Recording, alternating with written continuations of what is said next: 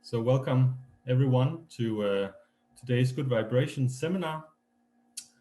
Today it's a pleasure to introduce to you Camilla Clement Borre, who is a PhD student at the Stellar Astrophysics Center in Aarhus. And Camilla is doing galactic archaeology and trying to unravel the formation of our Milky Way, especially using seismology to date stars from remnant mergers. So I think without further ado, I'll just leave the word to you, Camilla. So please. Thank you very much, Mikkel. First of all, I would just like to thank all the organizers for this very nice series of seminars. I've been enjoying it very much. And also thank you for giving me the opportunity to tell you about my work here today. So as Mikkel said, I'm looking at the merger remnant stars and trying to unravel the evolution history of the galaxy.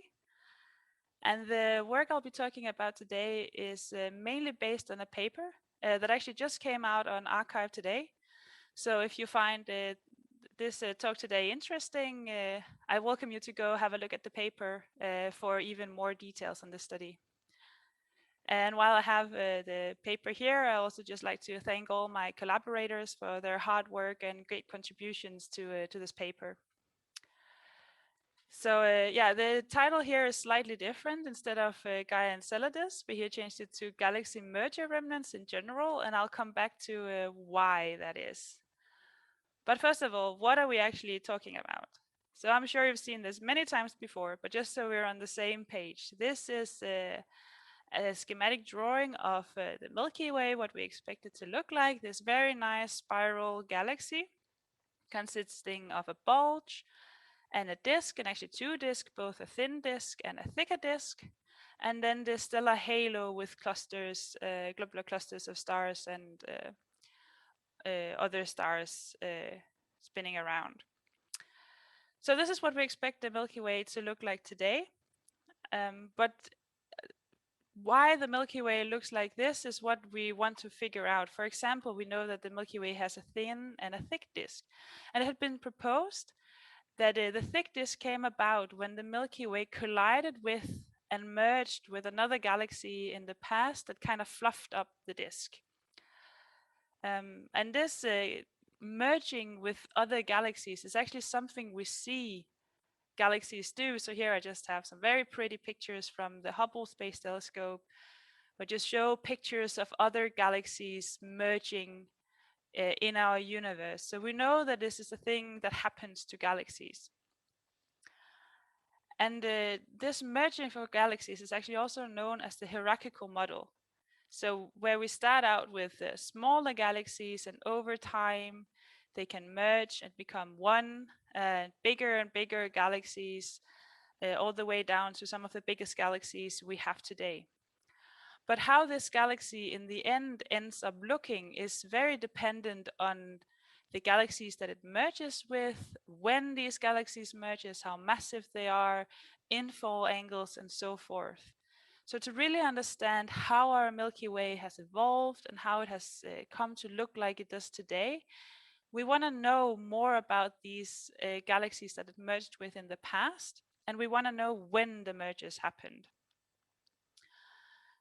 So all these galaxies that merged with the Milky Way are now part of the Milky Way stars. But what we want to do is actually try to distinguish between the stars that are born in the Milky Way, so the stars we call in-situ, and the stars that were born outside of the Milky Way, or ex-situ stars, but then has become part of our galaxy.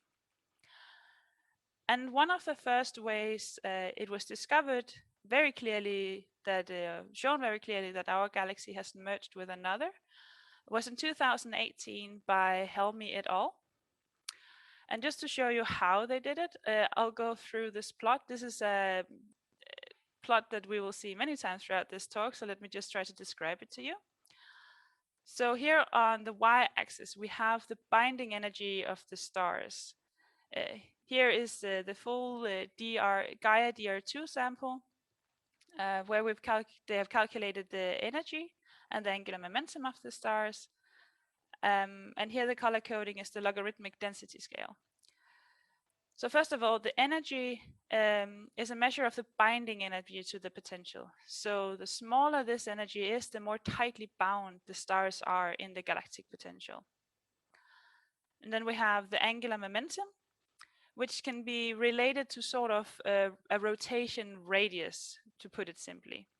So if we have a very small angular momentum, we have a very small rotation radius. So this is the mostly bound on the most tightly bound stars on the inner orbits. So this is close to the center of the galaxies. And as we go out on larger and larger radial orbits, radius of the orbits, the stars are more and more loosely bound. So the many stars that you can see here are actually, if we have a positive LZ, that also means that the stars are prograde rotating. And therefore also a negative LZ means that they're retrograde orbiting, so in the opposite direction. So yeah, the stars that are here on a prograde rotation at increasing energies in LZ is actually what we associate with the Milky Way stars and the Milky Way disk, is also where the majority of the stars are. But the peculiar stars in this diagram are actually the ones up here. Stars that are very loosely bound in the galaxy potential, and some of them are even on retrograde orbits, orbiting the opposite direction of the disk. And for this many stars to orbit the wrong direction, the opposite direction of the disk, can only really be explained if these stars are accreted. If they're born in a different galaxy where the rotation direction was the opposite of the Milky Way, and when they then merged, they kept some of the signature of the host galaxy and kept rotating opposite to the Milky Way stars. So this is one of the plots we'll be looking at a lot, because this is where a clear signature of these accreted or ex-situ stars can be found. In Helmi et al., they also showed that not only are these stars different in energy, they're also different in chemistry. So here is basically the stars I've circled with a blue ring. Here is the blue stars over here, and the rest are then colored black. And here we have the alpha versus alpha over iron versus the iron abundance of the stars.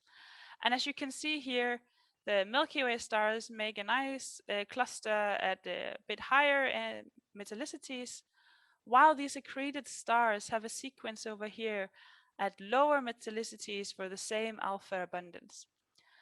So these stars are different both in dynamics and in chemistry, and that was how this first galaxy was really discovered. This is the galaxy that's named by these authors Gaia-Enceladus or Gaia-Enceladus, and by other authors Gaia-Sausage, and that's why we now call it a combination of Gaia-Enceladus sausage or Gaia-Sausage Enceladus, or some combination of the three. I will probably say Enceladus throughout the talk because that's a lot quicker. So just know that any of those combinations is referring to this galaxy. So this was one of the first. So we want to look for these stars, these ex-situ stars in our sample of stars. So what is our sample? Since we want to do asteroseismology, we need specific stars. We need the solar-like stars with a specific asteroseismology pattern that we'll come back to. But in general, we need red giant stars because they have this very specific astroseismic pattern, and because they're very bright. So they're very easy to observe at the longer distances. So our sample consists of red giant stars that has either Kepler or K2 seismology. This has been cross-matched with the Gaia EDR3 data and the apogee metallicities from DR16, and then some photometry from 2MASS. And that's the stars over here. So you can see all the black points here is our red giant sample. And then here the colored points, the colored symbol here in purple are the stars we're going to focus on in this work. Basically, we've made a cut and said all the interesting stars we want to look at have a small angular momentum to a negative angular momentum. So basically, this is a very rough cut, and we will make some more cuts to make sure that these stars are actually in situ. That's why they have different symbols, and I will come back to that. In the background, I've plotted the full Gaia EDR3 sample just to guide the eye and show you that these were the stars I highlighted before. So this is why we select the stars like this. So the colored points here are our sample, and those are the ones we'll be looking at. But as I just told you, it's not enough to just cut these stars in the dynamics. We also have to look at the chemistry. And we can look at the chemistry of these stars and tell that they're from different galaxies because different elements have different formation channels. So I'm sure you've seen this plot before as well. There's a lot of different formation channels for the different elements. But the most important here for us is the green exploding massive stars, so supernova type 2, and the exploding white dwarf stars, supernova type 1a. And in general, it's actually only these 5 elements that we'll be looking at today. So we have magnesium, aluminium, and silicon, which are all produced primarily in supernova type 2. And then we have manganese and iron, which are predominantly produced in supernova 1a. And why is this important? This is important because as a galaxy evolves, the interstellar medium, the chemistry of the interstellar medium also evolves, and therefore what the stars are made of changes over time. So if we look again at here, we have alpha. So alpha is a combination of magnesium and silicon, both produced in supernova type 2 explosions. And then we have iron here, which is primarily produced in supernova 1a. And because supernova type 2 explosions are produced by massive stars, it means that the massive stars are the ones that evolve the quickest and the first ones to explode in a galaxy. And actually, we can have several generations of type 2 supernovas before we even start having type 1a supernovas, because they're from lower mass stars and need much longer to evolve. So we can kind of look at this axis as a proxy of time, more or less, because as we produce supernova type 2, we also do produce some iron in these supernovas, although mainly alpha elements. So as time progresses, we will have a more or less constant alpha over iron abundance here. But then as the galaxies become old enough to have supernova 1a explosions, we start to produce a lot more iron, which means that this relation starts to decrease. So over time, this relation here will have a bend at some point and start decreasing. Now, where this bend is depends on the star formation rate of the galaxies. With a higher star formation rate, we can produce more generations of supernova type 2 before we start producing 1a supernovas. So this bend will be at a higher metallicity. And therefore also, for less massive galaxies, this bend will be at a lower metallicity. And in this way, we can actually distinguish between stars born in galaxies of different masses or with different star formation rates. And as we expect the galaxies that have merged with the Milky Way to be smaller than the Milky Way, the expected mass of Gaia-Enceladus is about 1/4 of the Milky Way mass. So we really expect to see this difference. And if you remember the plot I showed you before, this is actually exactly what we see here, that the majority of the blue points here have a lower iron abundance at the same alpha abundance than the Milky Way stars over here. So we can use this chemical space to split up our two populations. There's one issue with this though, and that is that at the early times, these two relations more or less overlap. So we would like another chemical space to further make sure that we are not contaminated by in-situ stars in our sample. But first of all, we have this selection. These are our stars again, the red giant stars in black as before, and then the purple stars are the ones selected in dynamics. And then we basically just make a split between these two populations, and we classify everything on the right here as actually being in situ, born in the Milky Way, and they get a triangle. So then we still have the stars over here, and we still want to do something to make sure that they're not contaminated by by in-situ stars. So just as before, this is the same thing. So another chemical space we can look at is this chemical space where we have magnesium, which is, as I said before, produced in supernova type 2, and manganese, which is produced mainly in supernova 1A. So this here is again somewhat a proxy of time, where as we produce more and more manganese, this abundance goes down. But what is actually really interesting for these elements is the aluminium abundance, because aluminium is also produced in supernova 2, but it depends on the metallicity of the stars. And with a higher metallicity of the stars, we produce more aluminium, and therefore also that lower mass galaxies, which with a lower metallicity, will produce less aluminium. And that way we can actually sort out even more of these stars by classifying the ones with a high magnesium to manganese abundance and a low aluminium abundance as ex-situ stars. And the other ones are then our in-situ Milky Way stars. You can see here that the aluminium abundance goes down as time progresses, because we also get more and more iron over time. So in the end, we take all the stars here from the dynamical space, as I showed you before, and then we sort out the ones in alpha and iron space. They get triangles if they're sorted out in this regime, and they get a diamond if they're sorted out in this magnesium aluminium relation. So in the end, only the stars that are in all three of our selections will be denoted with squares and will be our actual ex-situ sample, and the rest is contaminants. So now we have a classification of 23 stars that we expect to be ex-situ. Okay, so far so good. Now we want to figure out what is the age of these stars. That's the whole point of this. And as this is a good vibration seminar, I expect that you all know about asteroseismology, so I'll go through this very quickly. But if you have any questions, feel free to ask them afterwards. I'll happily answer them. But yeah, very quickly, because I'm sure you've seen it before.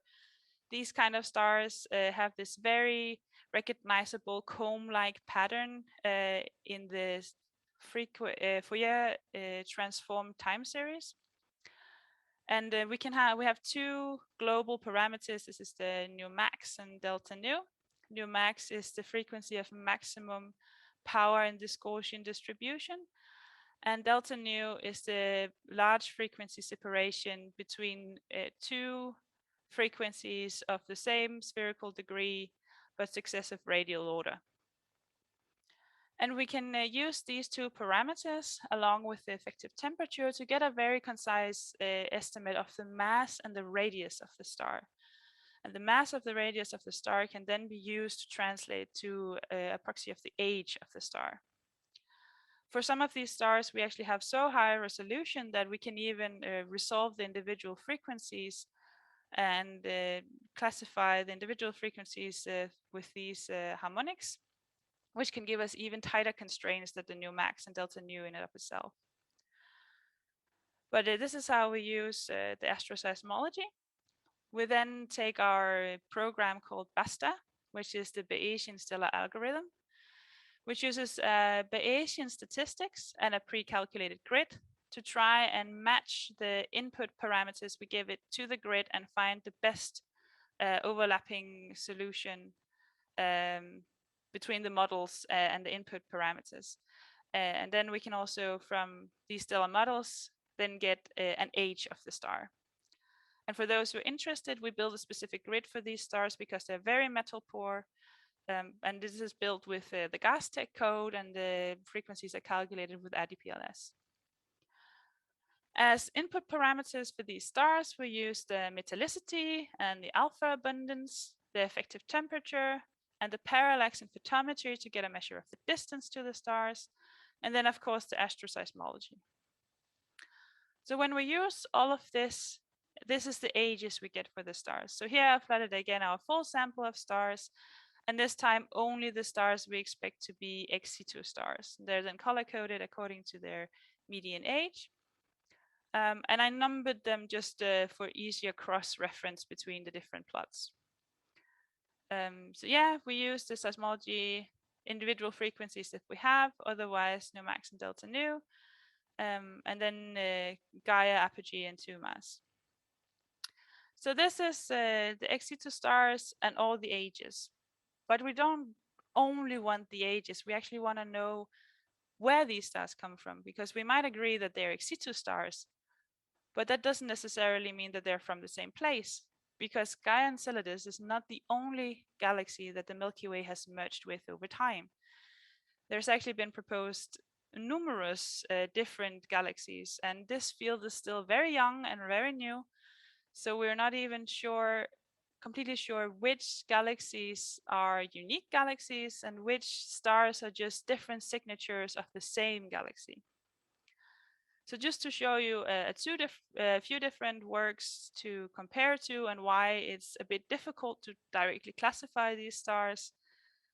First of all, the stars, even though we plot the stars in energy and angular momentum, the energy depends on what potential is used. And it's more or less just a shift in energy, but this can still be confusing. And between these two, it's not possible to do a direct comparison, for example, because they're not using the same potential. You also have to be cautious because the LZ is just a classification of what direction you denote as plus or minus around the galaxy. So these two coordinate systems are actually flipped compared to each other. In this system, we have the Milky Way disk stars over here, where the Milky Way disk stars are over here in this work. So just a word of caution when trying to figure out what these stars actually are. It's also very different what kind of star galaxies people find. So the ones that are mostly repeated is the Gaia-Enceladus. Here is the blob here and the red stars over here. But for example, in Masari here, they classify at least some of the pink stars here to be possibly belonging to another major merger event called Kraken, which is expected to happen before Enceladus. But this galaxy is not part of, for example, the Naidu classifications.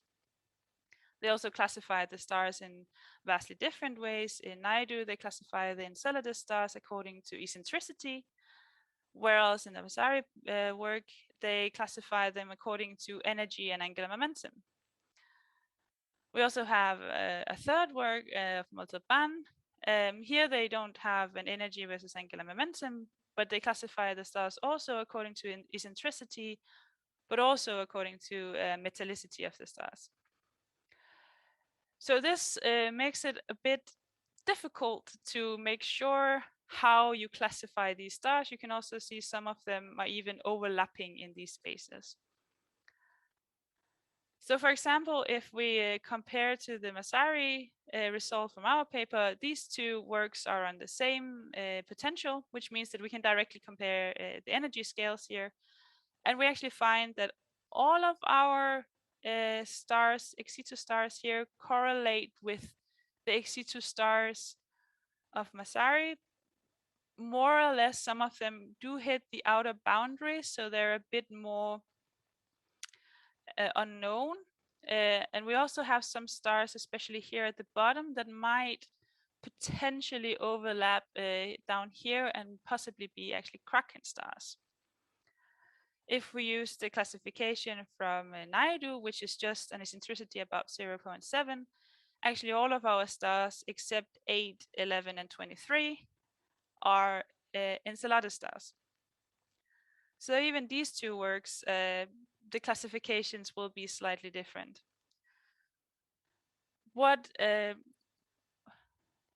However, if we look again at the alpha versus iron abundance of these stars, we do expect stars from the same origin to be on somewhat of a same slope in this diagram. We can see some of them are, but some of them are also quite off, especially here, we have 4 stars at roughly the same metallicity, but a difference of about 0.2 dex in alpha abundance, which could indicate that these stars are not from the same origin. So to make a very conservative classification of which stars belong to Enceladus, we've decided to say that we expect the Enceladus stars to have small angular momenta and high energies. And we also expect them to be on somewhat of the same slope in this metallicity diagram. So only the stars that are part of these 2 green circles we will classify as Enceladus stars. This might be too conservative. This lower boundary over here might be set too high.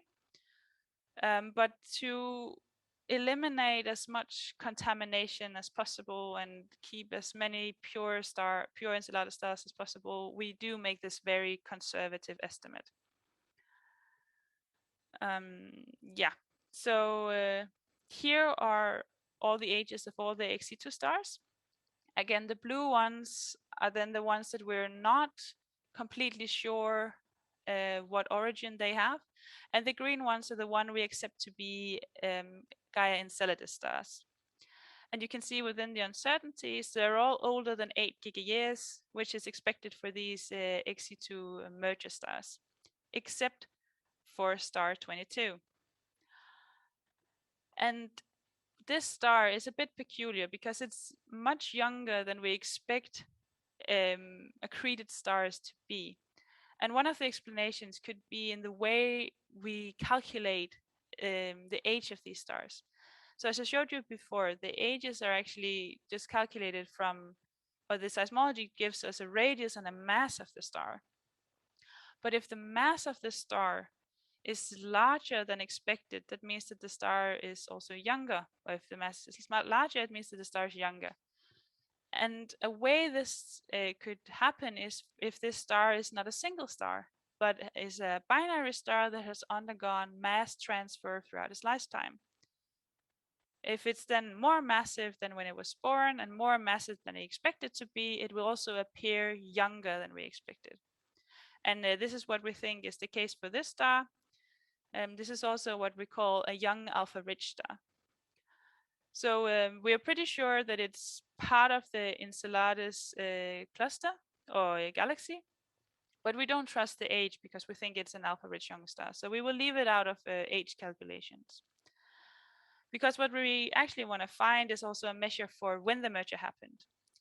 And under the assumption that all the stars have to be born before the merger, because during the merger, the host galaxy is completely torn apart and all the gas is removed from the galaxy, making it impossible to form new stars. This means that all the stars must have formed before the merger. So if we calculate a mean age of the stars to be about 9.5 gigayears, that means that the merger time must have happened less than 9.5 gigayears ago. And this is consistent with what is found in literature at the moment, which is a merger time of about 8 to 10 gigayears ago. So we're very happy with that. So what about the rest of the stars? I have flipped the diagram here just to have the same orientation as this one from Naidu. And again, I caution you that the energy scale is not the same between these 2 plots, so be careful with the direct comparisons.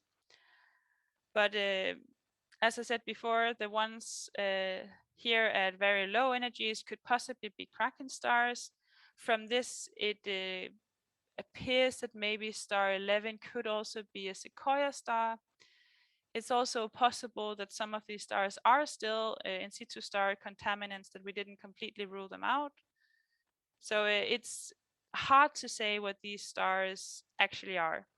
But we present all the ages in the paper, and as more work comes out and a bigger consensus on how exactly we classify these stars is made, then hopefully the ages can be used in future works when we know more about how exactly to classify them. Yeah, and lastly, I just want to point out as well that we do calculate the ages for all the stars we select in the beginning, also the in-situ stars. And I want to point out the 4 stars here that are on retrograde orbits that are classified as in-situ. It's a bit peculiar to have in-situ stars on retrograde orbits.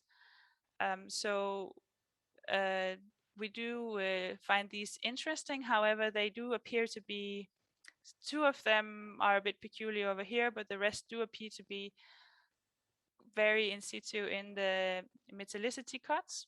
However, with maybe a follow-up on the spectroscopy of these stars, it could possibly be that they are indeed ex situ, and should be it could be interesting for future works. But we do present the ages in case other people have different classifications. Then they're welcome to look that up.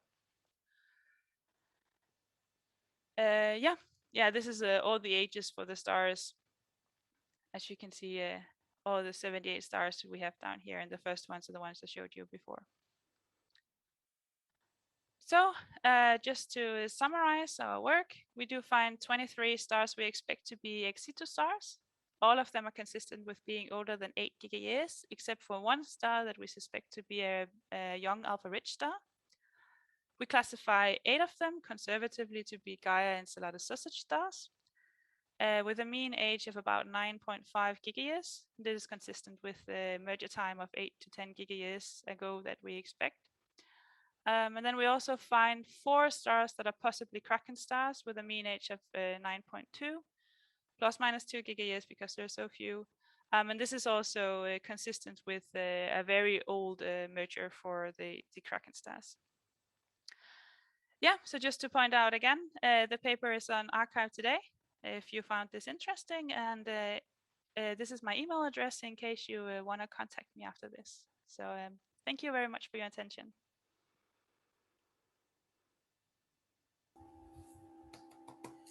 Sure, there's applause all around. Thank you very much, Camilla, for this excellent talk. Very interesting topic. Before we take the questions, could you please remind me when you're expected to finish your PhD, just if people want to offer you a job already? Yeah, I hand in my PhD in January, so I expect to finish this spring if anybody has jobs. Excellent. Okay, so are there any questions? So I can see Savita has a question, so please, Savita. Yes, hi. Thanks for the great talk. It was very interesting. I was just wondering, because you mentioned you looked at Kepler and K2 targets, right?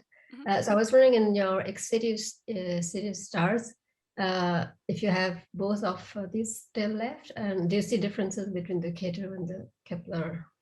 Because now you're looking at different regions of the galaxies. So. Yeah, so I don't have that plot here. In the paper, we do have a plot of where the different stars are. The biggest difference is mainly in the uncertainties of the ages, because the Kepler stars, of course, have a lot more data and therefore better time series, so we get a better constraint on the ages. That's also why some of these have very large uncertainties. It's because they're from the K2 data. Yeah, some of the stars are towards the center of the galaxies. It's actually some of the stars we expect to be Kraken stars as well. But yeah, most of them are Kepler stars. Okay, thanks.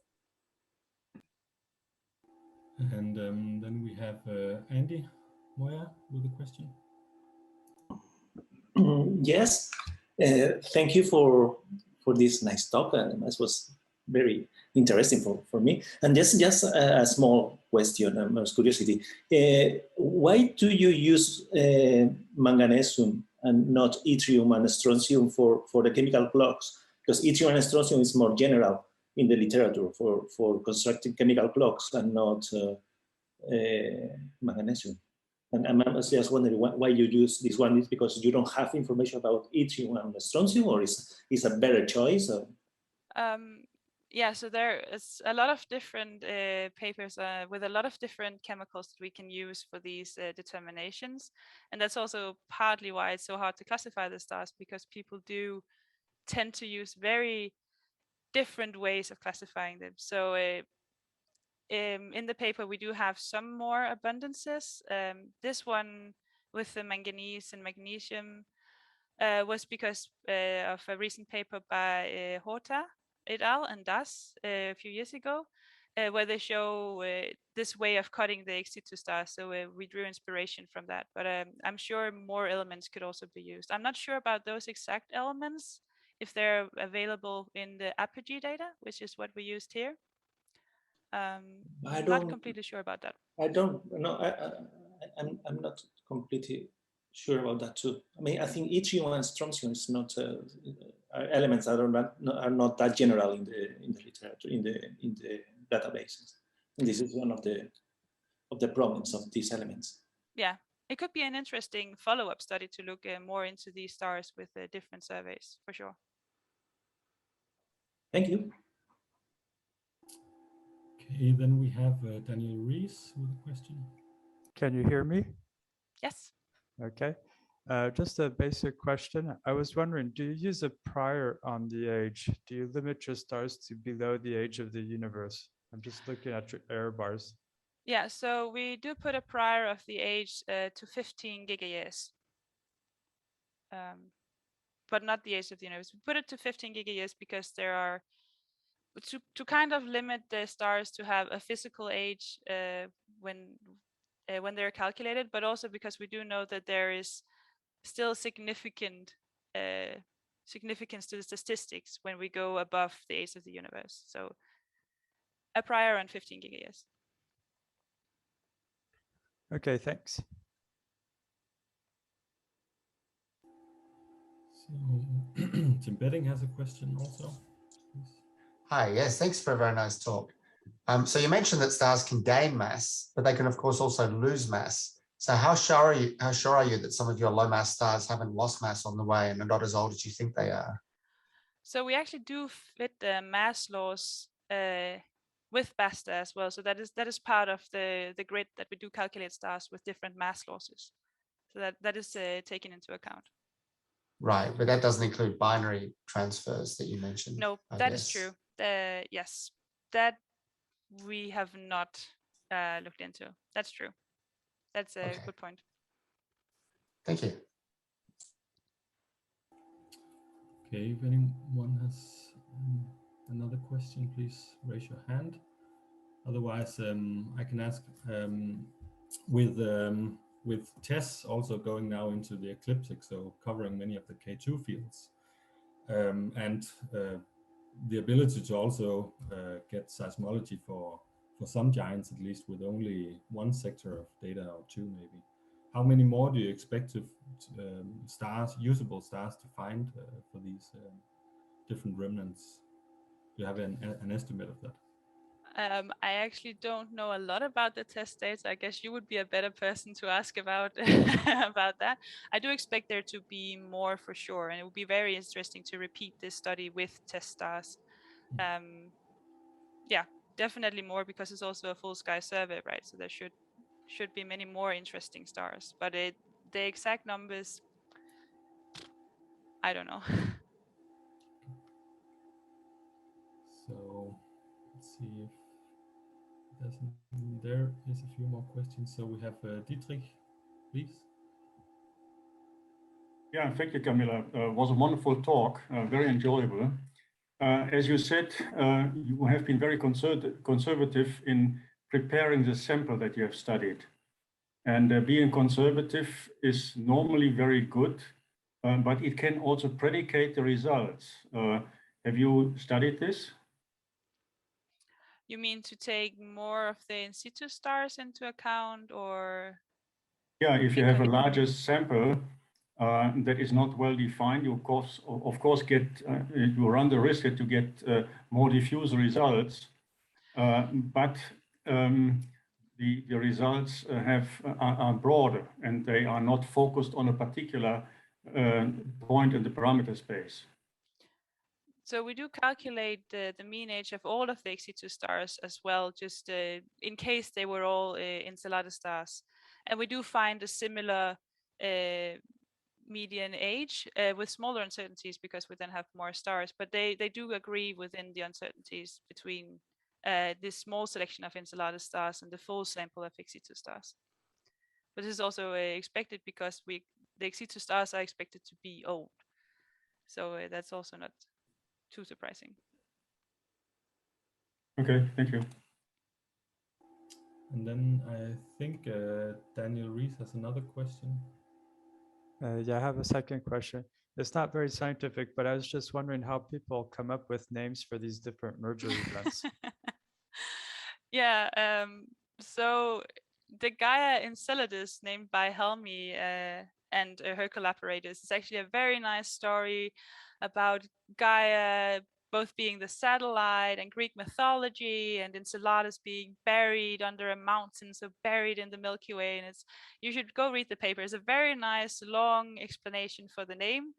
And then the sausage is because in the plot for Buccolo, the stars formed a sausage, and therefore it's named that. And because it was found at roughly the same time, they merged the names. So now it's Gaia-Enceladus sausage, or Gaia sausage Enceladus. People don't even agree on the name. So Okay, thanks a lot.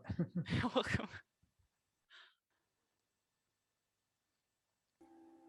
Okay, if there are no further questions, then let's thank Camilla again for an excellent talk. And yeah, you can find her contact information, of course, also on our website. Again, if you want to offer her a job directly. But otherwise, I think we'll finish now, and then I hope to see you all back here in 2 weeks, where we have Sylvain Breton for another talk in this seminar series. So with that, thank you all for joining, and thank you, Camilla, for the nice talk. See you.